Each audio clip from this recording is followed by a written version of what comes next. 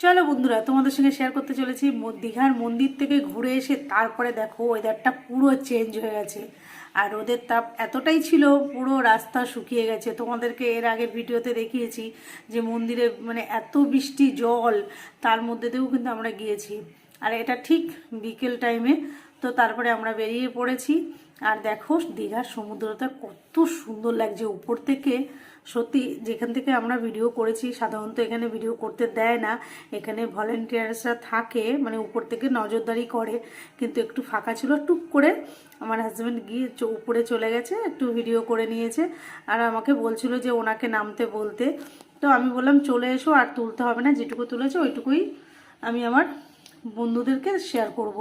তো সেটাই শেয়ার করলাম তোমাদের সঙ্গে। আর দেখো এখানে সাধারণত সবাই চান করে, মানে স্নান করে আর কি। তারপরে দেখো এখানে প্রচুর হাওয়া, মনে হচ্ছে উড়ে যাবো, এতটাই হাওয়া। এটাকে সুকুমারদার বীজ বলে সবাই। তো তোমরা কারা কারা এসছো, এই বিচে স্নান করেছো, অবশ্যই কমেন্ট করে জানিও। আর দেখো আমাকে দেখলেই বুঝতে পারবে যে কতটা হাওয়া ছিল। আর এই জায়গাটা শুটিংয়ের জন্য তো দারুণ, পিছন দিকটা একটু ঝাউবন টাইপের আছে।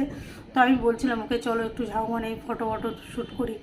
তো ও আর যেতে চাইনি, বললো না এখানেই বসবো। তারপরে দেখো আবার রুমে গেলাম, চেঞ্জ করে আবার এসছি। যখন হালকা সন্ধে নেমে এসেছে, আবার বিচের ধারে এসছি।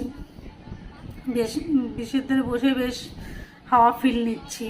তো বেশ ভালোই লাগছিলো। আর সত্যি কথা বলতে আমার এই সি বিচে বসে থাকতে ভীষণ ভালো লাগে। তোমাদের কাঁদে কাঁদে ভালো লাগে অবশ্যই জানিও।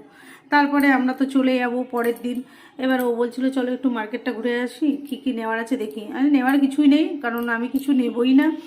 বললো ঠিক আছে তাহলে একটু ছেলে খাবে বলছিল, ড্রাই ফ্রুট নিয়ে নিই। তো একটু ছেলের জন্য ড্রাই ফ্রুট নিয়েছিল।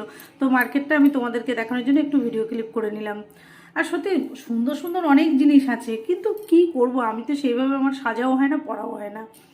তো দেখো এটা এবার হচ্ছে মর্নিংয়ের ভিডিও। আমরা রেডি হয়ে গেছি, আমাদের টাইম হয়ে গেছে রুম ছেড়ে দেওয়ার। তো এবার আমি একটু লাস্ট রুমে একটু ভিডিও করে নিলাম। তারপরে আমাদের বাস চলে এসছে, এই বাসটা করে আমরা বাড়িতে ফিরেছিলাম, সন্তোষ বাস। মোটামুটি সার্ভিস ভালোই ছিল, সবই একদম ওকে, খুব সুন্দর।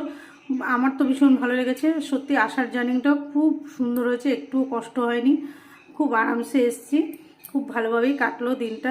দীঘার ট্রিপটা বেশ ভালোই কেটেছে।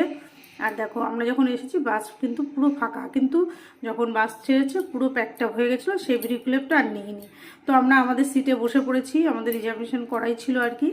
তো দেখো ও একটু কল করে নিচ্ছে, তাই বললাম বসো একটু ভিডিও ক্লিপ নিয়ে নিই। তো আমরা দুজনে একটু ভিডিও করে নিলাম দুজনে। আমাদেরকে কেমন লাগছে অবশ্যই কমেন্ট করে জানিও বন্ধুরা। সবাই সবার পাশে থেকো।